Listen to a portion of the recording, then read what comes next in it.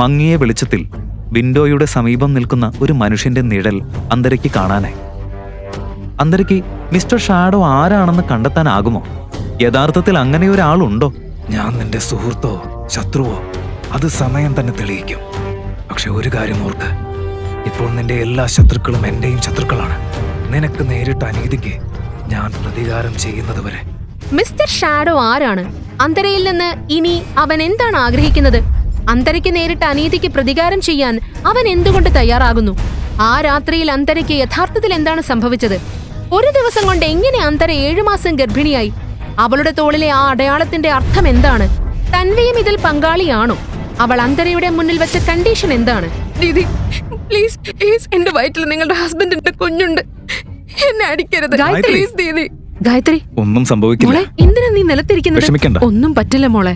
എന്തിനാ ഗായത്രിയെ മോളെ എന്ന് വിളിക്കുന്നത്? രുദ്ര, രുദ്ര, ഞാനല്ലേ നിന്റെ ഭാര്യ. എന്നെ അമ്മ എന്തിനാ ഗായത്രിയെ മോളെ എന്ന് വിളിക്കുന്നത്? എന്താ ഇവിടെ നടക്കുന്നത്? Please tell me. എന്തിനാ അവനോട് ചോദിക്കുന്നത്? ഞാൻ തന്നെ പറയാം. നീ ആണ് നമ്മുടെ വംശം തുടരാൻ കഴിയാത്തൊരു സ്ത്രീ. അവൾ എന്ത് തരത്തിലുള്ള മരുമകളാണ്? ഒരവകാശിയെ ആര് തരുന്നോ അവളാണ് എന്റെ മരുമകൾ.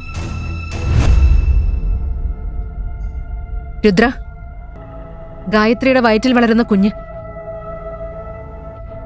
അത് നിന്റെതാണോ? അതെ, ഇനി മുതൽ ഗായത്രി എന്നോടൊപ്പം തന്നെയായിരിക്കും. എനിക്ക് നിന്റെ ഡിവോഴ്സ് വേണം. രുദ്രയുടെ മറുപടി കേട്ടപ്പോൾ അന്തരയുടെ ഉള്ളം തകർന്നുപോയി. അവൾക്ക് അമ്മയാകാൻ കഴിയില്ല എന്നൊരു കാരണത്താൽ മാത്രം സ്വന്തം സഹോദരി തന്നെ തന്റെ കോ വൈഫായി മാറി. സ്വന്തം ഭർത്താവ് തന്നെ അവളെ ജീവിതത്തിൽ നിന്ന് പുറത്താക്കാൻ തയ്യാറായി. നീയൊരു നാണമില്ലാത്ത സ്ത്രീയാ. നിനക്ക് ലജ്ജയില്ലേ? സ്വന്തം സഹോദരിയുടെ വീട് തകർക്കാൻ പോലും മടിയില്ലല്ലോ നിനക്ക്. ഷെയിംലെസ്.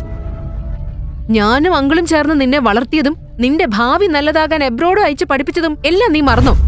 നിന്റെ ഫ്യൂച്ചർ നന്നാക്കാൻ വേണ്ടിയായിരുന്നു അതെല്ലാം. അതിനുവേണ്ടി ഞാൻ എന്റെ യൗവനം പോലും വേണ്ടെന്ന് വെച്ചു. ഇപ്പോ നിന്റെ യൗവനം കാണിച്ച് എന്റെ വീട് തകർക്കാനാണോ നീ ശ്രമിക്കുന്നത്? എനിക്ക് വേണ്ടി ഒന്നും ചെയ്യണ്ട. ഇതൊക്കെ ചെയ്യാൻ ഞാൻ നിന്നോട് പറഞ്ഞതാണോ? നീ വലിയ ത്യാഗി ചമയുന്നു. എന്റെ പാരന്റ്സ് ചെയ്തത് അവരുടെ ഡ്യൂട്ടിയാണ്. എന്റെ തല പൊട്ടുന്നത് പോലെ വേദനിക്കുന്നു. നിന്റെ ഈ മെലോഡ്രാമ ഒന്ന് നിർത്താമോ? ഡ്രാമ മതി, കുറെ നേരമായി. ഇനി ഗായത്രിക്ക് നിന്നെ കൊണ്ട് വല്ല സ്ട്രെസ്സും വന്നാ എന്റെ തനി സ്വഭാവം നീ അറിയും. ഡിവോഴ്സ് പേപ്പേഴ്സ് ഫയൽ ചെയ്യുന്നത് വരെ നിന്റെ സാധനങ്ങൾ എടുത്ത് സെർവന്റ് റൂമിലേക്ക് മാറി താമസിക്കുക. ഗായത്രിയെ നീ തന്നെ നോക്കിക്കോണം, മനസ്സിലായോ? അല്ലേ അമ്മേ? അതെ മോനെ, ശരിയാണ്. നമ്മുടെ വംശം മുന്നോട്ട് കൊണ്ടുപോകുന്ന മരുമോളെ നോക്കുന്നതിൽ ഒരു കുറവും വരരുത് എന്നുകൂടി അവളോട് പറഞ്ഞേക്ക്. അല്ലെങ്കിൽ ഞാൻ അവളെ വിട്ടേക്കില്ല. ഒരു സ്ത്രീയായിട്ട് മറ്റൊരു സ്ത്രീയോട് എങ്ങനെ ഇങ്ങനെ മോശമായിട്ട് സംസാരിക്കാൻ കഴിയുന്നു? എനിക്ക് അമ്മയാവാൻ ബുദ്ധിമുട്ടുണ്ടെങ്കിൽ IVF സഹായം എടുത്താൽ മതിയായിരുന്നില്ലേ? അതിനായി എന്റെ കുടുംബം തകർക്കേണ്ട കാര്യമില്ലായിരുന്നു. അമ്മ, ഞാനിപ്പോൾ ഗായത്രിക്കായി അതേ പ്രാർത്ഥന തന്നെ ചെയ്യും. വംശത്തിന് അവകാശി വേണമെന്ന് അവൾ സ്വപ്നം കാണുന്നുണ്ടല്ലോ. ആ സ്വപ്നം ഒരിക്കലും നിറവേറാതിരിക്കട്ടെ. മതി, ഇനി ഒരു അക്ഷരം മിണ്ടി പോകരുത്. ഇപ്പൊ തന്നെ നിന്റെ സാധനങ്ങൾ എടുത്ത് സെർവന്റ് റൂമിലേക്ക് മാറിപ്പോ, മനസ്സിലായോ? രുദ്ര, രുദ്ര, ഞാൻ നിന്റെ ഭാര്യയാണ്. ഡിവോഴ്സ് പേപ്പറിൽ സൈൻ ചെയ്യുന്നത് വരെ മാത്രം. വരൂ, ഇവിടുന്ന് പോവാം. ഇങ്ങനെ പറഞ്ഞ രുദ്ര അന്തരയെ അവഗണിച്ചുകൊണ്ട് തന്റെ മുറിയിലേക്ക് പോയി. കുഞ്ഞു പ്രായം മുതൽ തന്നെ അന്തര വളരെ ശാന്ത സ്വഭാവക്കാരിയായിരുന്നു. അവളുടെ അമ്മ വളരെ നേരത്തെ മരിച്ചുപോയിരുന്നു. പക്ഷെ അവളുടെ അങ്കിൾ ഒരിക്കലും അവൾക്ക് അമ്മയുടെ അഭാവം തോന്നാൻ ഇടയാക്കിയില്ല. വീട്ടിലെ ഒരു ചെറിയ മുറിയിൽ കനത്ത ദാരിദ്ര്യത്തിലാണ് അവൾ തന്റെ ബാല്യം ചിലവഴിച്ചത്. അങ്കിളിന്റെ മകൾ ഗായത്രിയുടെ പഠനം ബാധിക്കാതിരിക്കാനായി അന്തര തന്റെ സ്വന്തം പഠനം പോലും നിർത്തി. എന്നാൽ ഗായത്രി എല്ലായ്പ്പോഴും അവളെ പരിഹസിക്കുകയും അവമതിക്കുകയും ചെയ്യുമായിരുന്നു. ഇപ്പോൾ അന്തരയുടെ ജീവിതത്തിൽ ദിവസേന വിഷം കലർത്താൻ ഗായത്രി വിവാഹം പോലും കഴിക്കാതെ തന്നെ അവളുടെ ഭർത്താവിന്റെ വീട്ടിൽ താമസിക്കാൻ തുടങ്ങി. ഇനി അന്തരയുടെ ഓരോ രാവിലെയും അപമാനങ്ങളോടെയാണ് തുടങ്ങുന്നത്. രുദ്ര ബേബി, രുദ്ര ബേബി, എന്റെ തൊണ്ട വളരെ ഉണങ്ങിയിരിക്കുന്നു. അന്തര, പോയി ഗായത്രിക്കുള്ള ജ്യൂസ് കൊണ്ടുവാ. ഗായത്രിയുടെ മുഖം കീറി തള്ളണമെന്ന തോന്നൽ അന്തരയ്ക്കുണ്ടായി. പക്ഷെ ഗായത്രിയുടെ പ്രഗ്നൻസിയും രുദ്രയുടെ കോപവും ഓർത്തപ്പോൾ അവൾ ജ്യൂസ് എടുക്കാൻ ശാന്തമായി കിച്ചണിലേക്ക് പോയി.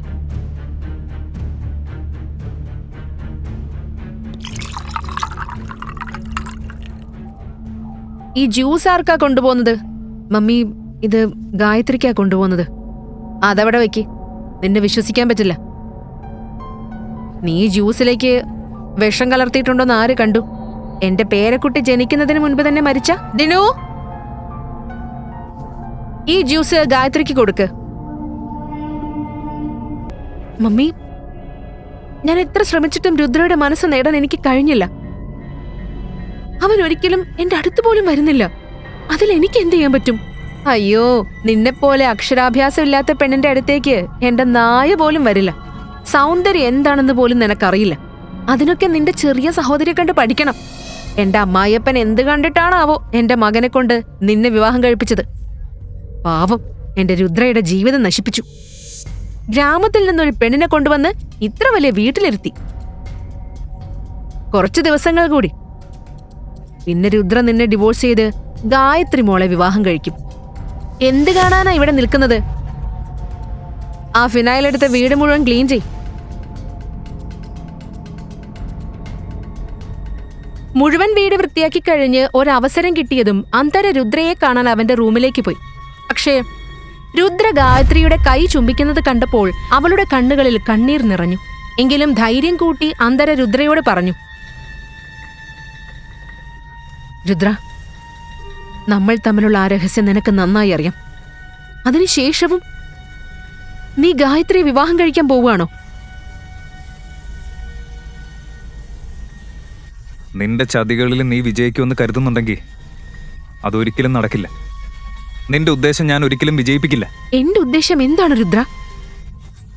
നിന്റെ മുത്തശ്ശൻ ആ കണ്ടീഷൻ വെച്ചില്ലെങ്കിൽ ഞാൻ ഒരിക്കലും നിന്നെ വിവാഹം കഴിക്കില്ലായിരുന്നു. എല്ലാം എനിക്ക് മനസ്സിലാകും അന്തര. നിങ്ങളെപ്പോലെയുള്ള ചേരിയിൽ വളർന്ന പെണ്ണുങ്ങളുടെ കപട സ്വഭാവം എനിക്ക് നന്നായി അറിയാം. ഇത് പറഞ്ഞ് രുദ്ര മുറിയിൽ നിന്ന് പുറത്തേക്ക് പോയി. അന്തര ഉറങ്ങിക്കിടന്നിരുന്ന അതേ കിടക്കയിൽ ഇന്ന് അവളുടെ സ്വന്തം സഹോദരി കിടക്കുന്നു. അപ്പോഴേക്കും അവൾ കിടക്കയിൽ നിന്ന് എഴുന്നേറ്റു. അന്തര ഒരിക്കലും സ്വപ്നത്തിൽ പോലും ചിന്തിക്കാത്ത ഒരു കാര്യം ചെയ്തു. ഇപ്പോൾ യഥാർത്ഥ ഡ്രാമ തുടങ്ങി.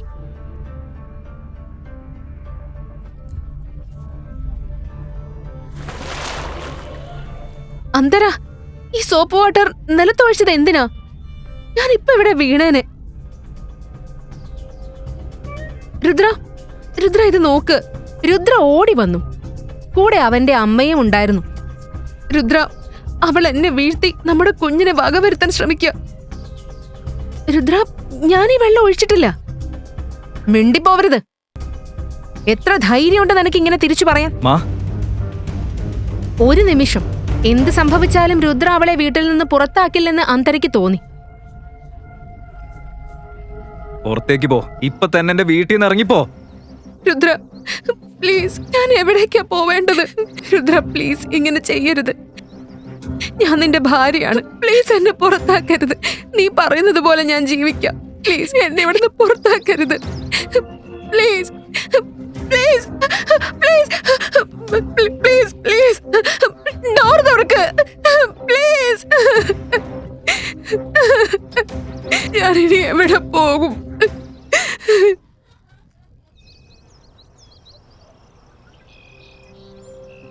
അങ്ങനെ അന്തരയെ ആ വീട്ടിൽ നിന്ന് സ്ഥിരമായി പുറത്താക്കാനുള്ള ഗായത്രിയുടെ പ്ലാൻ വിജയിച്ചു. തന്റെ വഴിയിലെ മുള്ള് ഇപ്പോൾ നീങ്ങിയെന്ന് അവൾക്ക് തോന്നി.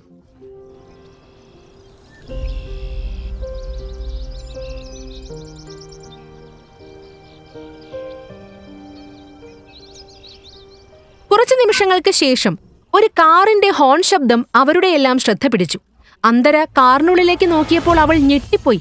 അവൾക്ക് എന്തെങ്കിലും മനസ്സിലാകുന്നതിന് മുൻപ് ഒരാൾ അവളെ കാറിനുള്ളിലേക്ക് വലിച്ചു കയറ്റി. ആ എക്സ്പെൻസീവ് കാർ വേഗത്തിൽ പുറപ്പെട്ടു.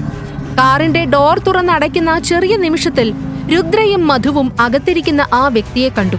അവരുടെ കാലിനടിയിൽ നിന്ന് നിലം തെന്നിപ്പോയ പോലെയായി. അന്തരയെ കൊണ്ടുപോയത് ആരാണ്? അതൊരു രക്ഷകനായിരുന്നോ? അല്ലെങ്കിൽ മറ്റൊരു കുതന്ത്രത്തിന്റെ ഇരയായി അന്തര മാറാനിരിക്കുകയാണോ? അന്തരയ്ക്ക് ഒരിക്കലെങ്കിലും ഗായത്രിക്ക് തക്ക മറുപടി കൊടുക്കാനാകുമോ?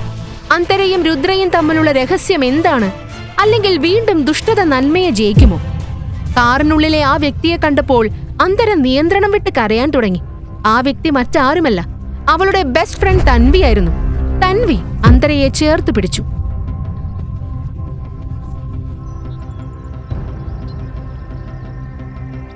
അന്തര, നിനക്ക് സംഭവിച്ചതെല്ലാം അതിന് നമ്മൾ പ്രതികാരം ചെയ്യും. എനിക്കൊരു പ്ലാനുണ്ട്. പക്ഷേ ആദ്യം നീ എല്ലാം കൃത്യമായി എനിക്ക് പറഞ്ഞു തരണം. എല്ലായ്പ്പോഴും തിളങ്ങിക്കൊണ്ടിരുന്ന അന്തരയുടെ കണ്ണുകൾ ഇപ്പോൾ കരഞ്ഞു വീർത്തിരിക്കുകയാണ്. അവളുടെ മുഖത്ത് വേദന വ്യക്തമായി കാണാം. കുറച്ചു ദിവസങ്ങൾക്ക് മുൻപ് അവളുടെ ജീവിതത്തിലേക്ക് കടന്നുവന്ന ആ കൊടുങ്കാറ്റ് അവൾ ഓർക്കാൻ തുടങ്ങി. എനിക്കൊരിക്കലും അമ്മയാവാൻ കഴിയില്ലേ? എന്നാൽ എന്റെ വിവാഹം നടന്നത് ഞാൻ അവനൊരു കുഞ്ഞു കൊടുക്കണമെന്ന ആ ഒരു കണ്ടീഷനിലല്ലേ?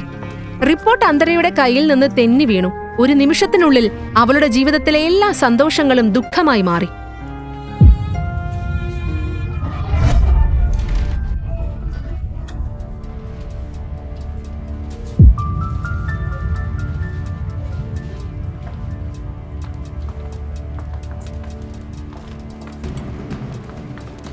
പ്രശ്നം നിനക്കാണെന്ന് എനിക്ക് ആദ്യം മുതൽ തന്നെ അറിയാമായിരുന്നു.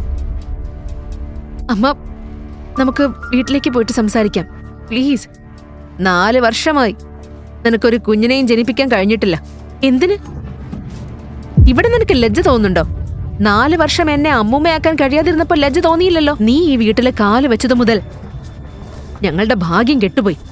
തന്റെ അമ്മായിയമ്മയുടെ കുത്തിപ്പറച്ചിലുകൾ സഹിച്ചു നിൽക്കുമ്പോൾ അന്തര ഹോസ്പിറ്റൽ കോറിഡോർ വഴി നടന്നു വരുന്ന തന്റെ ഭർത്താവ് രുദ്രയെ കണ്ടു. രുദ്ര, രുദ്ര, ഞാൻ... രുദ്ര അന്തരയെ തള്ളി മാറ്റി. അവൻ ആവേശത്തോടെ തന്റെ അമ്മയുടെ അടുത്തേക്ക് ഓടിപ്പോയി. അമ്മ, റിപ്പോർട്ട് പോസിറ്റീവാണ്. അന്തരയുടെ അമ്മായിയമ്മയുടെ കോപം പെട്ടെന്ന് സന്തോഷമായി മാറി. ദേവിയുടെ അനുഗ്രഹത്തോടെ എന്റെ സ്വപ്നം ഒടുവിൽ സാക്ഷാത്കരിക്കാനിരിക്കുക. ഭർത്താവിന്റെയും അമ്മായിയമ്മയുടെയും പെരുമാറ്റത്തിൽ വന്ന ഈ മാറ്റം കണ്ടപ്പോൾ അന്തരയ്ക്കൊന്നും മനസ്സിലായില്ല. അപ്പോഴേക്കും അവളുടെ കസിൻ ഗായത്രി അവിടെ എത്തി. അമ്മായിയമ്മയുടെ കാൽ തൊട്ടു വന്ദിച്ചു. ദൈവം നിന്നെ അനുഗ്രഹിക്കട്ടെ മോളെ. നീ ദീർഘായുസോടെ ജീവിക്കട്ടെ. നിന്നിലൂടെയാണ് എന്റെ സ്വപ്നം പൂവണിയാൻ പോകുന്നത്. രുദ്രയുടെ വംശം മുന്നോട്ട് പോകുന്നത് നിന്നിലൂടെ ആയിരിക്കുമെന്ന് എനിക്ക് ഉറപ്പാണ്. അന്തരയ്ക്ക് മിന്നൽ പോലെ ഒരു അടിയേറ്റ പോലെ തോന്നി. സ്വന്തം സഹോദരിയെ പോലെ കണ്ടിരുന്ന കസിൻ തന്നെയാണ് തന്റെ കുടുംബം തകർത്തതെന്ന് അവൾക്ക് വിശ്വസിക്കാനായില്ല.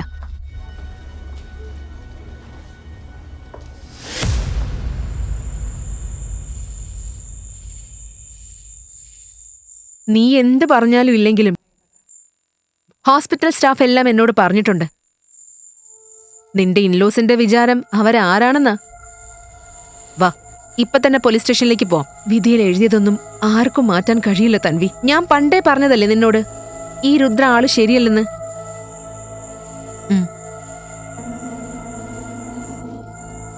അതുകൊണ്ടാവാം ഞാൻ ഇങ്ങനെയായത്.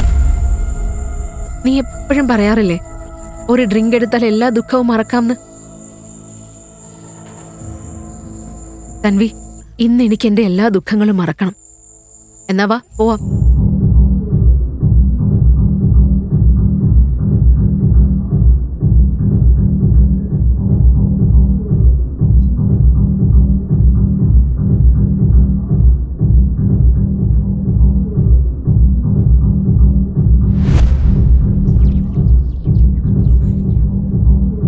എങ്ങനെയുണ്ട്? ദീദി, പ്ലീസ് പ്ലീസ്, എന്റെ വയറ്റിൽ നിങ്ങളുടെ ഹസ്ബൻഡിന്റെ കുഞ്ഞുണ്ട്. അതിനെ കൊല്ലരുത്. എനിക്ക് ഡിവോഴ്സ് വേണം.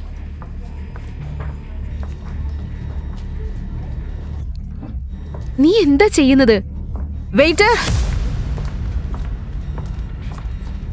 വെയിറ്റർ, എത്ര കുടിക്കും നീ?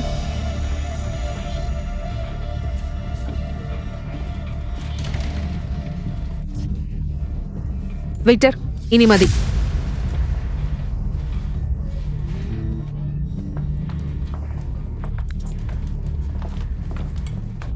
ഇവളെ റൂം നമ്പർ 607ലേക്ക് കൊണ്ടുപോ. Room number 607. പക്ഷേ അത് വേഗം കൊണ്ടുപോ.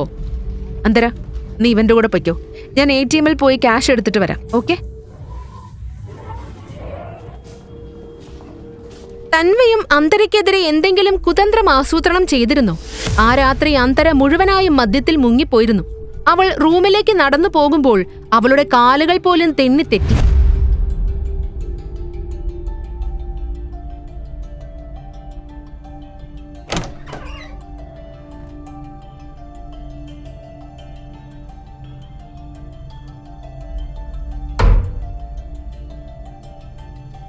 പൂർണ്ണമായും മദ്യലഹരിയിലായിരുന്ന അന്തര തൻവി പറഞ്ഞ റൂമിലെത്തിയപ്പോൾ അവൾക്ക് എന്തോ വിചിത്രമായി തോന്നി.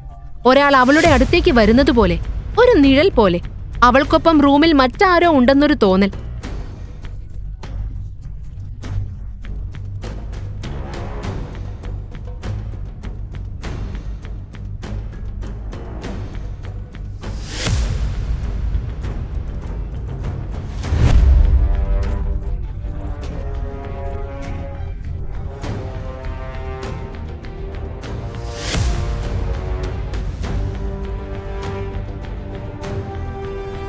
ആദ്യം ഒരു നിഴൽ മാത്രമായി തോന്നിയെങ്കിലും പെട്ടെന്നത് വ്യക്തമായി നിലത്തിൽ കാണപ്പെട്ടു. ഭയത്തിലും ആശങ്കയിലും മുങ്ങി അന്തര ബോധം കെട്ട് വീണു.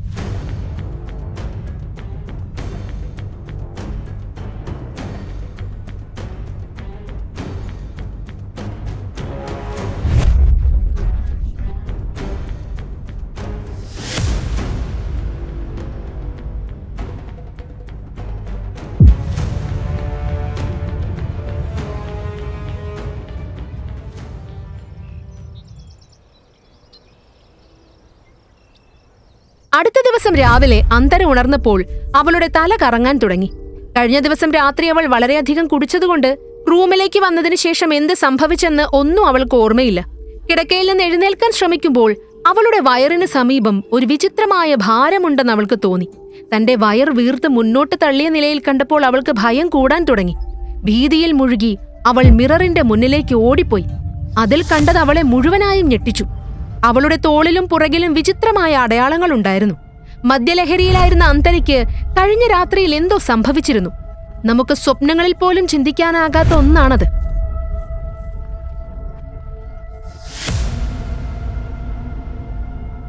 എന്റെ വയർ ഇതെങ്ങനെ ഇങ്ങനെ വീർത്തു? ഇവിടെ എന്റെ തോളിലുള്ള ഈ അടയാളങ്ങൾ ഇതെന്താ?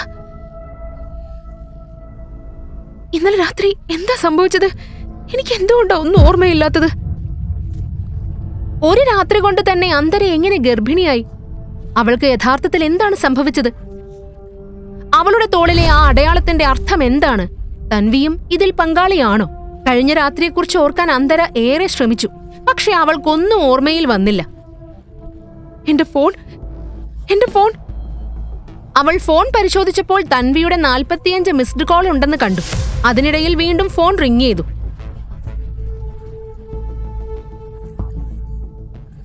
എവിടെയായിരുന്നു നീ ഇതുവരെ? ഇന്നലെ രാത്രി മുതൽ ഞാൻ നിന്നെ തെരയാ. ഞാൻ ഹോട്ടൽ റൂമിലാണെന്ന് തോന്നുന്നു. നിന്റെ റൂം നമ്പർ ഒന്ന് നോക്കി പറ.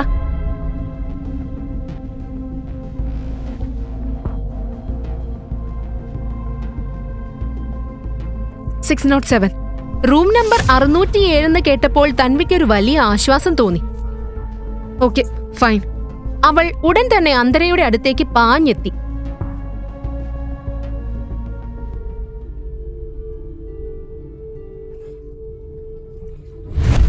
നീ എന്താ ഈ കോലത്തില്?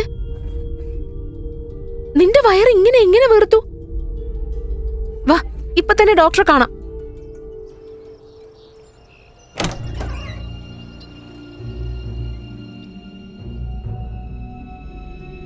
റിപ്പോർട്ട്സ് കിട്ടിയിട്ടുണ്ട്. നിങ്ങൾ 7 മാസം പ്രഗ്നന്റ് ആണ്. ഒരു വശത്ത് അന്തര ഞെട്ടലിലായിരുന്നു. ഒരാൾ പോലും തൊടാതെ എങ്ങനെ അവൾ പെട്ടെന്ന് 7 മാസം പ്രഗ്നന്റ് ആയി? മറ്റൊരു വശത്ത് പ്രഗ്നൻസി കൺഫേം ആയതോടെ തൻവിക്ക് വളരെ സന്തോഷമായി. പ്ലീസ് പറയൂ തൻവി, ഇന്നലെ രാത്രി എനിക്ക് എന്താ സംഭവിച്ചത്? എല്ലാം ഞാൻ പറയാം അന്തര. പക്ഷെ ഒരു കണ്ടീഷനുണ്ട്. എന്ത് കണ്ടീഷൻ? തൻവിയുടെ കണ്ടീഷൻ കേട്ടപ്പോൾ അന്തര പറഞ്ഞു. നീ എന്താ പറയുന്നത് തൻവി? നീ ഇന്നലെ രാത്രിയിലെ സത്യം പറഞ്ഞില്ലെങ്കിലും കുഴപ്പമില്ല. പക്ഷെ ഈ കണ്ടീഷൻ അംഗീകരിക്കാൻ എനിക്ക് കഴിയില്ല. ആ കണ്ടീഷൻ എന്തായിരുന്നു? അന്തരയ്ക്ക് ഇന്നലെ രാത്രിയിലെ സത്യം കണ്ടെത്താൻ കഴിയുമോ? ഒരു വശത്ത് അന്തര സത്യം കണ്ടെത്താൻ ശ്രമിക്കുമ്പോൾ മറ്റൊരു വശത്ത് രുദ്ര ഗായത്രിയെ ഹോസ്പിറ്റലിൽ ചെക്കപ്പ് ചെയ്യാൻ കൊണ്ടുപോയിരുന്നു. പഴയ പോലെ തന്നെ ഗായത്രി പുതിയ ഡ്രാമ തുടങ്ങുകയും ചെയ്തു. എല്ലാം ഫൈനാണ്. പക്ഷെ ഒരു ദിവസം ഒബ്സർവേഷനിൽ വെക്കണം. Thank you doctor. നമ്മുടെ കുഞ്ഞിന് എന്തെങ്കിലും സംഭവിച്ചാ പിന്നെ ഞാൻ ജീവിച്ചിരിക്കില്ല രുദ്ര. ഇല്ല, ഒട്ടും വിഷമിക്കണ്ട. ഞാൻ ഉണ്ടാവുമ്പോ അന്തരയോ മറ്റാരെങ്കിലും നമ്മുടെ കുഞ്ഞിനെ ഒന്നും ചെയ്യില്ല. നീ ടെൻഷൻ അടിക്കണ്ട. ഞാനില്ലേ നിന്റെ കൂടെ. നിന്നെ ഞാൻ നോക്കിക്കോളാം. നീ റെസ്റ്റ് എടുക്ക്. ഞാൻ ജ്യൂസ് കൊണ്ടുവരാം. ഓക്കെ?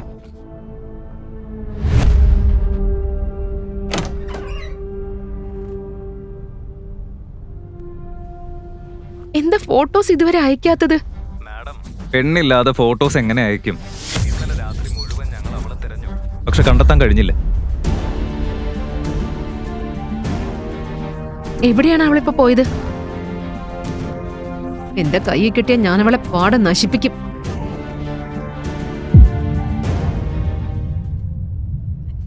അതിനിടയിൽ അന്തരയുടെ ഫോണിലേക്ക് ഒരു മെസ്സേജ് വന്നു.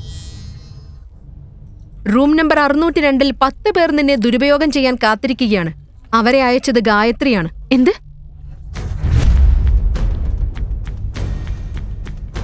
നീ ആരാ? ഇതെല്ലാം നിനക്കെങ്ങനെ അറിയാം?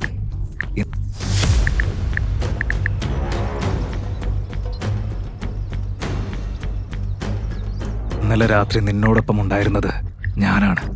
നിന്റെ ജീവിതം മുഴുവനായി മാറാൻ പോവുകയാണ്.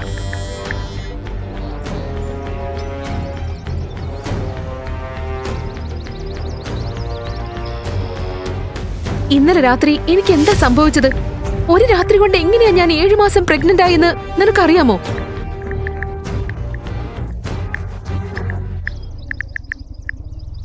എല്ലാം എനിക്കറിയാം. ഇന്നലെ ഞാൻ നിന്നോട് പറഞ്ഞതുപോലെ നീ തയ്യാറാണെങ്കിൽ എന്നെ വിളിക്കേ. ശാന്തമായി ചിന്തിക്കേ. തീരുമാനം നിന്റേതാണ്. നിനക്ക് നേരിട്ട എല്ലാ അനീതിക്കും ഞാൻ പ്രതികാരം ചെയ്യും. നിനക്ക് നിന്റെ അവകാശം ഞാൻ നേടിത്തരും. നിന്റെ സ്വന്തം മിസ്റ്റർ ഷാഡോ.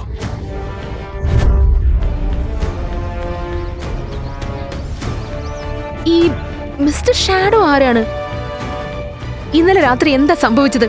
എനിക്ക് എന്താ ഒന്നും ഓർമ്മയില്ലാത്തത്? മിസ്റ്റർ ഷാഡോയ്ക്ക് മാത്രമേ ഈ ചോദ്യങ്ങൾക്കെല്ലാം ഉത്തരം പറയാൻ കഴിയൂ.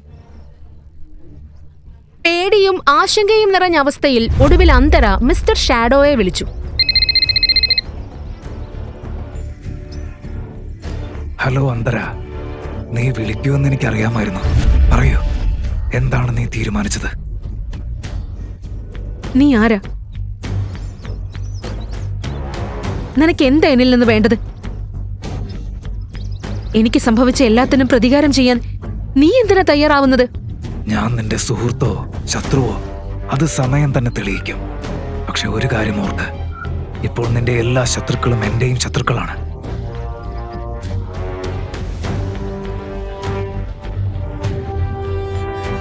നിനക്ക് നേരിട്ട അനീതിക്ക് ഞാൻ പ്രതികാരം ചെയ്യുന്നതുവരെ.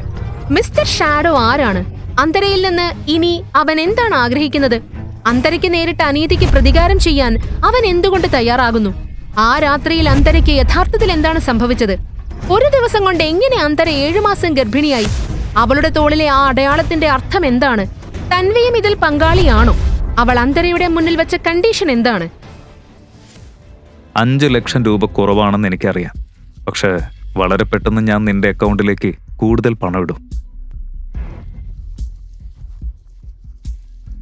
മിസ്റ്റർ ഷാഡോ, നിങ്ങൾ ആരായാലും എന്നെക്കുറിച്ച് 2 കാര്യങ്ങൾ വ്യക്തമായിട്ട് മനസ്സിലാക്കൂ. ഒന്നാമത്, ഇന്നലെ ഞാൻ മദ്യലഹരിയിലായിരുന്നു. നമ്മുടെ ഇടയിൽ എന്ത് സംഭവിച്ചാലും അതൊരു തെറ്റാണ്. രണ്ടാമത്, എനിക്ക് പണമില്ലെങ്കിലും എന്റെ മനസാക്ഷി മരിച്ചിട്ടില്ല. എന്നെ സഹായിക്കാൻ നിങ്ങൾ കാണിച്ച മനസ്സിന് നന്ദി. പക്ഷെ എനിക്ക് നിങ്ങളുടെ പണം വേണ്ട. ഞാൻ പറഞ്ഞില്ലേ, ഒരു തീരുമാനം എടുക്കുന്നതിന് മുൻപ് നീ നന്നായി ചിന്തിക്കണം. എന്തിനാ ഇത്ര പെട്ടെന്ന് നീ തീരുമാനം എടുക്കുന്നത്? ആ, ഞാൻ ചിന്തിച്ചിട്ടുണ്ട്. ചിന്തിച്ചിട്ടാണെങ്കിൽ എങ്ങനെ നീ എന്നെ റിജക്റ്റ് ചെയ്യുന്നു? എന്തിനാ ഇത്ര ആവേശം? ഞാനൊരു കാര്യം പറയാം. നിനക്ക് എന്നെ അറിയുന്നതിനേക്കാൾ എനിക്ക് നിന്നെ അറിയാം. ഞാൻ പറഞ്ഞല്ലോ, എനിക്ക് നിങ്ങളുടെ പണം വേണ്ട. ഇത്രയും പറഞ്ഞ് അവൾ കോൾ കട്ട് ചെയ്തു. അതേസമയം ഫോൺ വീണ്ടും മുഴങ്ങി. പക്ഷേ ഇതൊരു ലാൻഡ് ലൈൻ നമ്പർ ആയിരുന്നു. അന്തര കോൾ അറ്റൻഡ് ചെയ്തു. മിസ്സസ് അന്തര, നിങ്ങളുടെ അങ്കിളിനെ ഞങ്ങളുടെ ഹോസ്പിറ്റലിൽ അഡ്മിറ്റ് ചെയ്തിട്ടുണ്ട്. അവരുടെ സിറ്റുവേഷൻ വളരെ മോശമാണ്. പ്ലീസ് ഉടൻ ഹോസ്പിറ്റലിലേക്ക് വരൂ. ഇത് കേട്ടപ്പോൾ അന്തരയുടെ കണ്ണുകൾ വലുതായി. ഒരു ഓട്ടോറിക്ഷ ലൈഫ് കെയർ ഹോസ്പിറ്റലിന്റെ ഗേറ്റിന്റെ മുന്നിലെത്തി. അന്തര അയാൾക്ക് പൈസ കൊടുത്ത് ഓടി ഹോസ്പിറ്റലിലേക്ക് കയറി.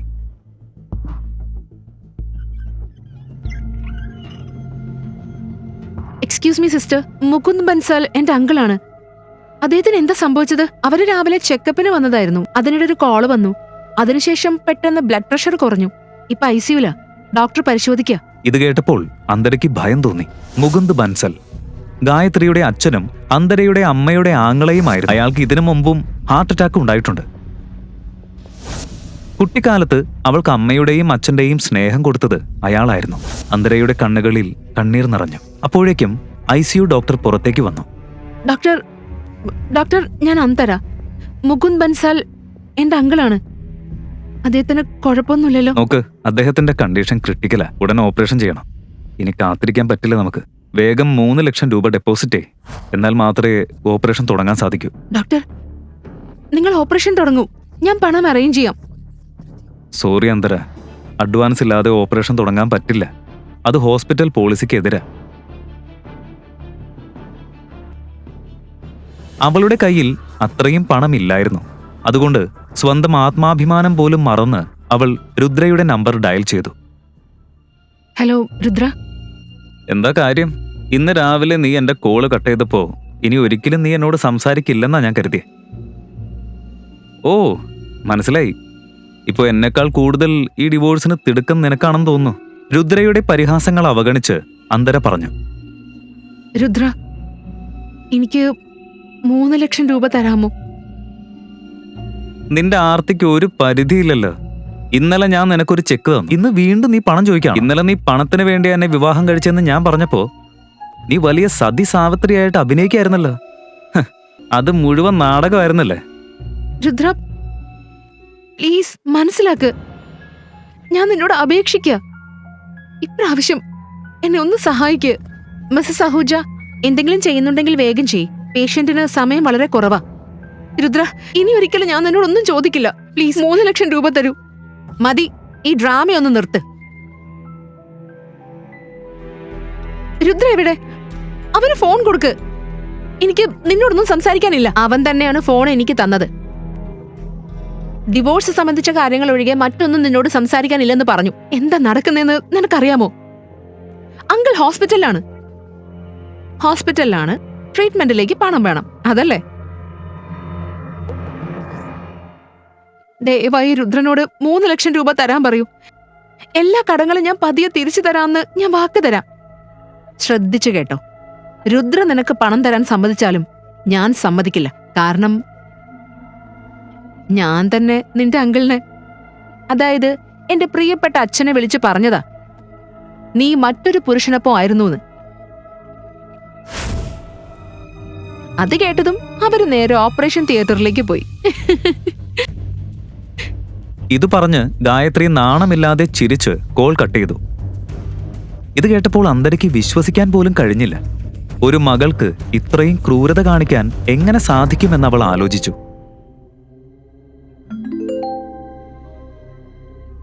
അതേസമയം അവളുടെ ശ്രദ്ധ ഒരു കാർഡിലേക്ക് പോയി. അതിലെഴുതിയിരുന്നത് മിസ്റ്റർ ഷാഡോ.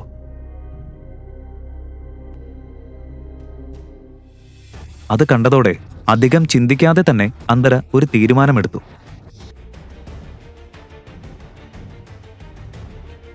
അവൾ മിസ്റ്റർ ഷാഡോയുടെ ഡെബിറ്റ് കാർഡ് പേഴ്സിൽ നിന്നെടുത്തു. പേയ്മെന്റ് ചെയ്ത് അങ്കിളിന്റെ സർജറി ഉടൻ തുടങ്ങാൻ നഴ്സിനെ അറിയിച്ചു. ഓപ്പറേഷൻ ഏറെ നേരം നീണ്ടു. പക്ഷേ അന്തര അവിടെ നിന്ന് എവിടേക്കും പോയില്ല. 12 മണിക്ക് രുദ്ര അന്തരയെ കോൾ ചെയ്തു. അന്തര, ഞാൻ ഫാമിലി കോർട്ടിന്റെ പുറത്ത് നിൽക്കാ. നീ എവിടെ എത്തി? എനിക്ക് വരാൻ കഴിയില്ല.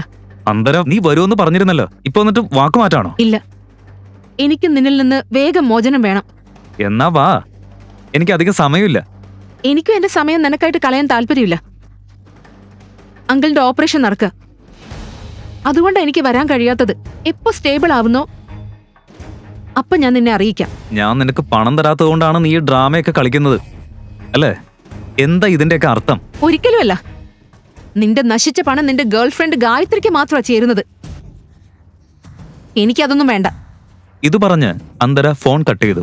മാത്രമല്ല ഫോൺ സ്വിച്ച് ഓഫും ചെയ്തു. അങ്കിളിന്റെ ഓപ്പറേഷൻ വൈകുന്നേരം വരെ നീണ്ടു. നിരവധി മണിക്കൂറുകൾക്ക് ശേഷം ഡോക്ടർ പുറത്തേക്ക് വന്നു. ആ നല്ല വാർത്ത പറഞ്ഞു. അന്തര ഹൃദയപൂർവ്വം ഡോക്ടറിനോട് നന്ദി പറഞ്ഞു. അതിനുശേഷം മുകുന്ദിനെ വാർഡിലേക്ക് മാറ്റി.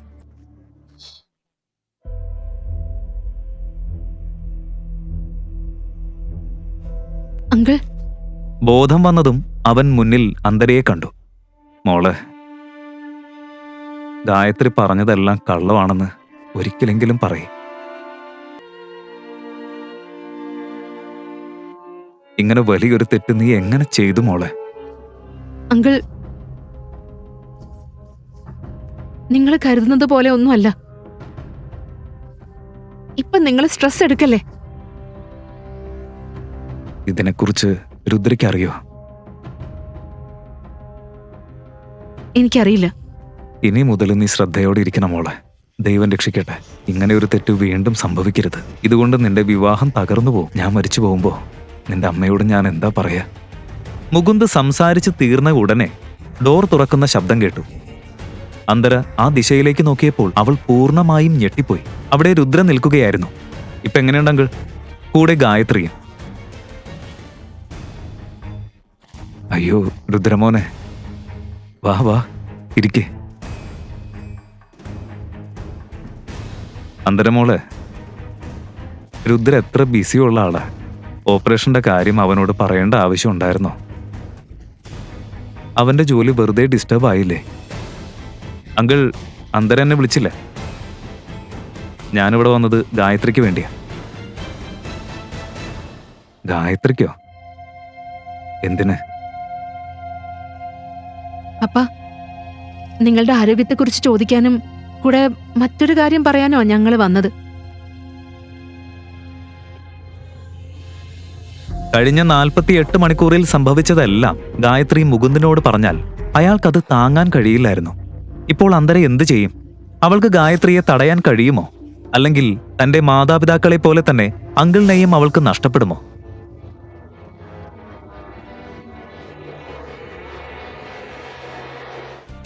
ആക്ച്വലി പപ്പ, രുദ്ര ഇനി എന്റെ ബ്രദറിൻലോ മാത്രമല്ല, അവൻ അവളുടെ ബോസ് കൂടിയാ. ഗായത്രി ഇപ്പോ രുദ്രയുടെ കമ്പനിയിൽ ജോലി ചെയ്യുന്നു. അവൻ അവളുടെ വർക്കിന് ഇപ്പോഴും പ്രൈസ് ചെയ്യാറുണ്ട്. അതൊക്കെ നല്ല കാര്യാ. ഗായത്രിയുടെ പഠനത്തിനായിട്ട് ഞങ്ങൾ സഹിച്ച കഷ്ടങ്ങള് ഇപ്പൊ ഫലം കാണുന്നുണ്ട്. ഇപ്പോ അന്തര ഗായത്രിയെ തടഞ്ഞെങ്കിലും എപ്പോഴാണ് അവൾ എന്തെങ്കിലും പറയുക എന്ന് പറയാൻ പറ്റില്ല. അല്ല, നിങ്ങൾ എന്താ നിൽക്കുന്നത്? ഇരിക്കൂ. നിങ്ങളുടെ ഹെൽത്ത് നോക്കാനാണ് ഞങ്ങൾ വന്നത്. ഇപ്പോ നിങ്ങൾക്ക് ഭേദമായിട്ട് തോന്നുന്നുണ്ട്. ആക്ച്വലി ഓഫീസിലേക്ക് ലേറ്റ് ആവുന്നുണ്ട്. ഞങ്ങൾ പോട്ടെ. നിങ്ങളെല്ലാവരും നിങ്ങളുടെ ജോലി നോക്ക്. എന്നെ കുറിച്ച് ആലോചിച്ച് വിഷമിക്കണ്ട. അങ്കിൾ, എന്തെങ്കിലും ആവശ്യമുണ്ടെങ്കിൽ എന്നെ വിളിച്ചാൽ മതി. അല്ലെങ്കിൽ ഗായത്രി വിളിക്കാം. രുദ്രയുടെ ഈ പെരുമാറ്റം കണ്ടപ്പോൾ മുകുന്ദിന് എപ്പോഴും തോന്നിയിരുന്നത് അന്തര വളരെ ഭാഗ്യവതിയാണ് എന്നായിരുന്നു. ഇത്ര ബിസി ആയിരിക്കുമ്പോഴും ഇന്ന് അവൻ വന്നത് മൂലം മുകുന്ദിന് അവനോടുള്ള ബഹുമാനം കൂടി. രുദ്രമോനെ. Yes uncle. ഗായത്രി നിന്നോടൊപ്പം ജോലി ചെയ്യുന്നതിൽ എനിക്ക് സന്തോഷമുണ്ട്.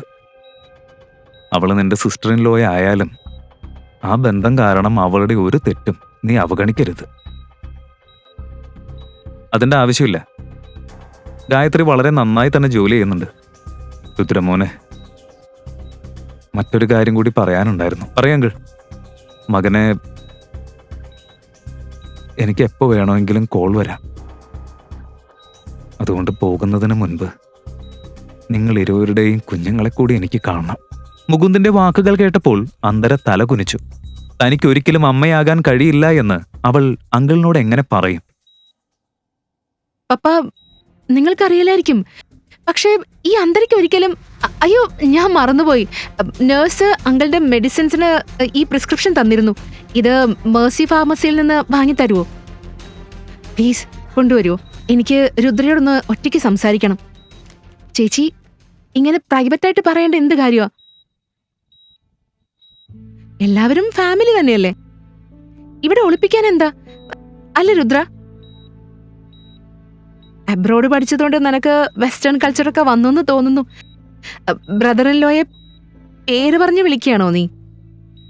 ഗായത്രി, ഭർത്താവും ഭാര്യയും തമ്മിലുള്ള സ്വകാര്യ കാര്യങ്ങളിൽ ആരും ഇടപെടാൻ പാടില്ല. നീ ഇപ്പൊ പോയി മെഡിസിൻസ് വാങ്ങി വരൂ.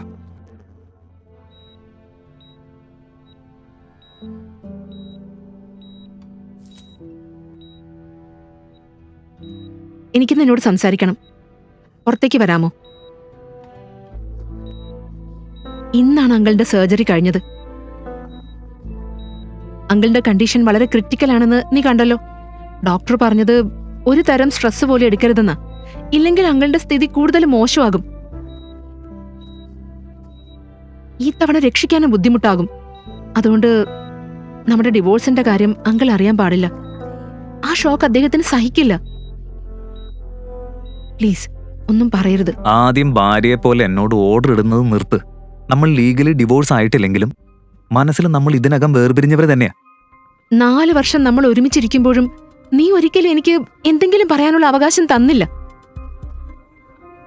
ഇപ്പോ നമ്മൾ വേർപിരിഞ്ഞപ്പോ ഞാൻ എന്ത് ഓർഡർ നൽകാനാ രുദ്ര?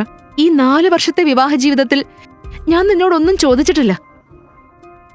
പക്ഷെ ഇന്ന് ഞാൻ നിന്നോട് അപേക്ഷിക്കുകയാണ്. അങ്കിൾ ഒന്നും അറിയാൻ പാടില്ല. ഞാൻ പറയുന്നത് കേട്ടാ നീ തോറ്റു, ഞാൻ ജയിക്കും എന്ന് നീ വിചാരിക്കുന്നുണ്ടോ? ഇത് ജയപരാജയത്തിന്റെ കാര്യമല്ല രുദ്ര. ഇതൊരു ജീവന്റെ കാര്യമാണ്. അതെന്റെ അങ്കിളാണ്. പക്ഷെ ഗായത്രിയുടെ അച്ഛനുമാ. എനിക്ക് വേണ്ടിയല്ലെങ്കിലും കുറഞ്ഞത് ഗായത്രിക്കായിട്ട് ഇത്രയെങ്കിലും ചെയ്യൂ. ശരി, ഞാൻ ഗായത്രിയോട് സംസാരിക്കും. ഇനി സംസാരിച്ചു കഴിഞ്ഞോ? ഞാൻ പൊക്കോട്ടെ, എനിക്ക് ലേറ്റ് ആയിക്കൊണ്ടിരിക്കുക. അന്തര തന്റെ അങ്കിളിന്റെ വാർഡിലേക്ക് പെട്ടെന്ന് പോകാൻ നോക്കി. ഗായത്രി അവിടെ ആദ്യം എത്തി എല്ലാം പറഞ്ഞു പോകുമോ എന്ന ഭയം അവൾക്കുണ്ടായിരുന്നു. നിന്റെ കഴുത്തിലുള്ള ആ മാർക്ക് എന്താ? അത് എന്ത് തരത്തിലുള്ള അടയാളമാണെന്ന് മനസ്സിലാക്കാൻ രുദ്രയ്ക്ക് അധിക സമയം എടുത്തില്ല. അതൊരു ആക്സിഡന്റ് ആയിരുന്നു രുദ്ര. എനിക്ക് നിന്നെ ഒന്നും വിശദീകരിക്കേണ്ട ബാധ്യതയില്ല. അങ്കിളിന് ഭേദമായ നമുക്ക് ഡിവോഴ്സ് കംപ്ലീറ്റ് ചെയ്യാം. അതിനുശേഷം നീ എന്റെ മുഖം കാണേണ്ടതില്ല. എനിക്ക് നിന്നെ കാണണ്ട. ഇനി എന്നോട് ചോദ്യം ചെയ്യാൻ നിനക്ക് അവകാശമില്ല. നീ ഒരു കാര്യം മറക്കുക, ഞാൻ ഇപ്പോഴും നിന്റെ ഭർത്താവാണ്. ഡിവോഴ്സ് ആയിട്ടില്ല. പറയ്, അവനാരല്ലെങ്കിൽ ഞാൻ നിന്നെ കൊല്ലും. എനിക്ക് ഭർത്താവൊന്നുമില്ല. ഇൻഫാക്ട് ഒരിക്കലും ഉണ്ടായിരുന്നില്ല.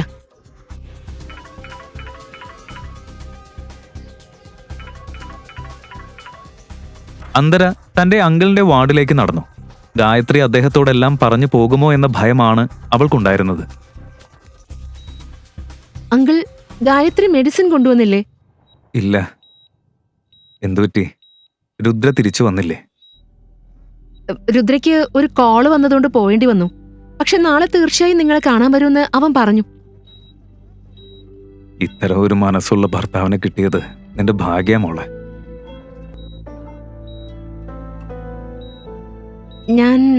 ഞാൻ പോയി മെഡിസിൻ വാങ്ങിയിട്ട് വരാം.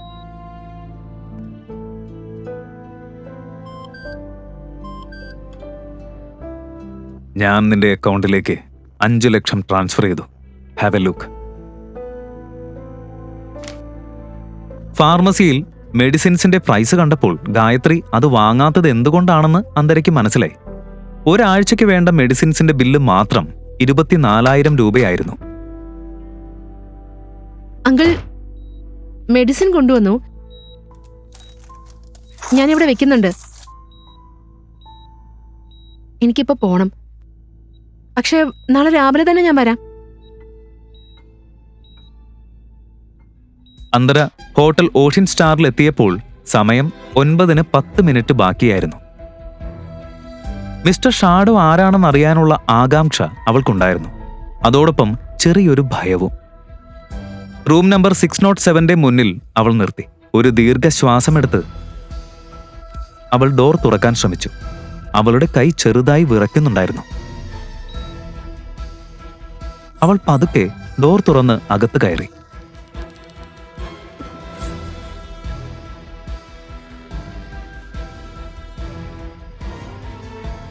ഹലോ അന്തര. മങ്ങിയ വെളിച്ചത്തിൽ വിൻഡോയുടെ സമീപം നിൽക്കുന്ന ഒരു മനുഷ്യന്റെ നിഴൽ അന്തരയ്ക്ക് കാണാനായി. അന്തരയ്ക്ക് മിസ്റ്റർ ഷാഡോ ആരാണെന്ന് കണ്ടെത്താനാകുമോ? യഥാർത്ഥത്തിൽ അങ്ങനെയൊരാളുണ്ടോ? അവന്റെ കയ്യിൽ ഒരു ഗ്ലാസ് ഉണ്ടായിരുന്നു. അവൻ കുടിച്ചുകൊണ്ടിരിക്കുകയായിരുന്നു. അകത്തേക്ക് വരൂ. അന്തര പതുക്കെ മിസ്റ്റർ ഷാഡോയുടെ അടുത്തേക്ക് നടന്നു. അവളുടെ ഹൃദയം ശക്തമായി ഇടിക്കുകയായിരുന്നു. പക്ഷേ ആ മനുഷ്യൻ ആരാണെന്ന് അവൾക്ക് പോലും അറിവില്ലായിരുന്നു.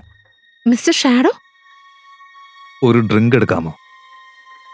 ഈ വൈൻ ഞാൻ നിനക്കായി പ്രത്യേകമായി ഫ്രാൻസിൽ നിന്ന് കൊണ്ടുവന്നതാ. ഞാൻ കുടിക്കാറില്ല. ഞാൻ വളരെ സിമ്പിളായ ആളാ. ഇന്നലെ സംഭവിച്ചത് നിങ്ങളെ ഒഫൻഡ് ചെയ്യാനൊന്നും ഞാൻ ഉദ്ദേശിച്ചില്ല. നിങ്ങൾക്ക് എന്തെങ്കിലും നഷ്ടമായിട്ടുണ്ടെങ്കിൽ അത് ഞാൻ കോമ്പൻസേറ്റ് ചെയ്ത് തരാൻ തയ്യാറാ. ശരി, അപ്പോ എന്റെ കോപത്തിന് നീ എങ്ങനെ കോമ്പൻസേറ്റ് ചെയ്യും മിസ്റ്റർ അന്തര ആഹൂജ? നിങ്ങൾക്ക് എന്റെ ഫുൾ നെയിം അറിയാമോ? ഞാൻ പറഞ്ഞില്ലേ, നിന്നെക്കുറിച്ച് നിന്നേക്കാൾ എനിക്കറിയാം. ഈ മനുഷ്യനിൽ എന്തോ വ്യത്യസ്തമായ ഒരു ശക്തിയുണ്ടെന്ന് അന്തരയ്ക്ക് തോന്നി. താനൊരു വിവാഹിതയായ സ്ത്രീയാണ്. ഒരിക്കലും അമ്മയാകാൻ കഴിയില്ല. അതുകൊണ്ടാണ് ഭർത്താവും അമ്മായിയമ്മയും അവളെ വീട്ടിൽ നിന്നും പുറത്താക്കിയത്. എന്നാലും മിസ്റ്റർ ഷാഡോ എന്തിനാണ് അവൾക്ക് വേണ്ടി ഇത്രയും പണം ചെലവഴിക്കുന്നതെന്ന് അവൾക്ക് മനസ്സിലായില്ല. ഞാൻ ആരാണ്, എന്താണ് ചെയ്യുന്നത്, ആരെ തിരഞ്ഞെടുക്കുന്നു, ഇതൊക്കെ എന്റെ വ്യക്തിപരമായ കാര്യങ്ങളാണ്. ഇതിന് ഞാൻ നിനക്ക് എക്സ്പ്ലനേഷൻ തരേണ്ട കാര്യമില്ല. I am sorry mister shadow. അപ്പോ ഇനി എന്തിനാ നമ്മൾ കാത്തിരിക്കുന്നത്? ഇപ്പൊ തന്നെ നമ്മുടെ ലവ് സ്റ്റോറി തുടങ്ങാലോ. ഞാൻ ഇപ്പോഴും ഡിവോഴ്സ് ആയിട്ടില്ല. അതിനെന്താ പ്രശ്നം? ആദ്യം ഡിവോഴ്സ് കംപ്ലീറ്റ് ആകണം. അതുവരെ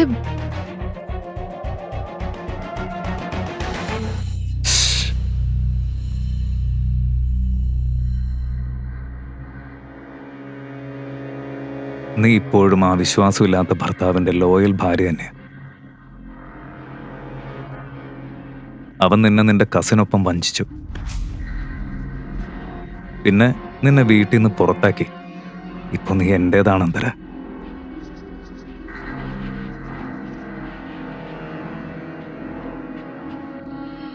അന്തരയ്ക്ക് മിസ്റ്റർ ഷാഡോയുടെ ആകർഷണം പൂർണ്ണമായും അനുഭവപ്പെട്ടു. അവന്റെ ശ്വാസം പോലും വേഗത്തിലാകുന്നതായി അവൾക്ക് തോന്നി. കുറഞ്ഞത് നീ ആരാണെന്നെങ്കിലും പറയൂ. ശരിയായ സമയം വന്നാ ഞാൻ എല്ലാം പറയും അന്തര. നീ ആരാണെന്ന് എനിക്ക് അറിയില്ല. അതുകൊണ്ട് മറ്റാരെങ്കിലും ഈ അവസരം ഉപയോഗിച്ച് നിന്റെ സ്ഥാനത്ത് വരാൻ പോലും സാധ്യതയുണ്ട്.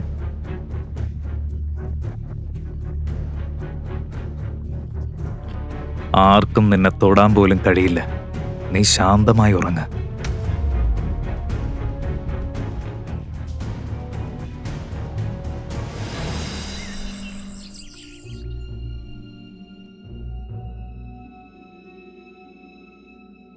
മറ്റൊരു രാത്രിയും ഇങ്ങനെ കടന്നുപോയി. രാവിലെ അന്തര ഉണർന്നപ്പോൾ മിസ്റ്റർ ഷാഡോ റൂമിൽ ഉണ്ടായിരുന്നില്ല. കഴിഞ്ഞ രാത്രിയിലെ സംഭവങ്ങളെല്ലാം അവൾക്ക് ഓർമ്മ വന്നു. ഇതൊക്കെ ഒരു സ്വപ്നായിരുന്നെങ്കിൽ മതിയായിരുന്നു.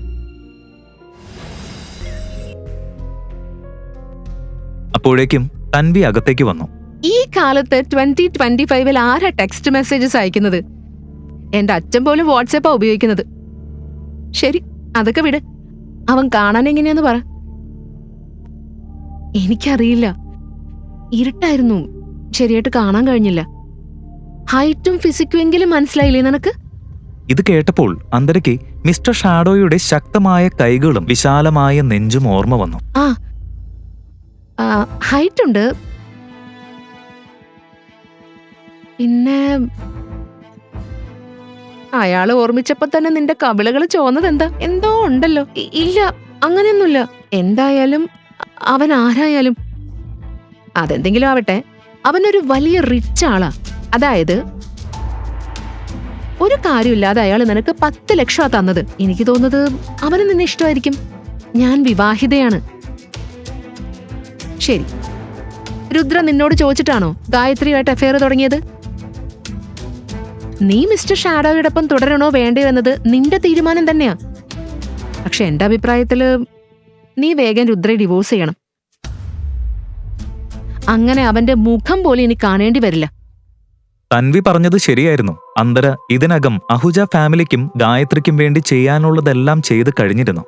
ഇനി അവരെക്കുറിച്ച് ചിന്തിക്കേണ്ട ആവശ്യമില്ല. അതിനാൽ രുദ്രയെ വേഗം ഡിവോഴ്സ് ചെയ്യണം. ഇല്ല, അത് നടക്കില്ല. എന്തുകൊണ്ട്? അത്രയും ലക്ഷങ്ങൾ ഒരു പരിചയമില്ലാത്ത ആളിനിങ്ങനെ കൊടുക്കാൻ ആരാ തയ്യാറാവുക? അതാ എനിക്ക് മനസ്സിലാവാത്തത്. ഞാൻ വിവാഹിതയാണ്. എനിക്ക് കുട്ടിയെ ജനിപ്പിക്കാനും കഴിയില്ല. എന്നിട്ടും അവൻ എനിക്കായിട്ട് ഇത്രയും ചെയ്യുന്നത് എന്തിനാ? മിസ്റ്റർ ഷാഡോ ആരാണ്? എന്തുകൊണ്ട് അവൻ തന്റെ മുഖം അവളെ കാണിക്കുന്നില്ല? ഈ മനുഷ്യന്റെ രഹസ്യം എന്താണ്? അവൻ യഥാർത്ഥത്തിൽ അന്തരയെ സഹായിക്കാനാണോ, അല്ലെങ്കിൽ ഇതെല്ലാം ഒരു കുതന്ത്രമാണോ? ഈ കഥയുടെ ബാക്കി അറിയാൻ അടുത്ത എപ്പിസോഡ് കാണൂ. പോക്കറ്റ് FM-ൽ മാത്രം. Download pocket FM app. Link in description.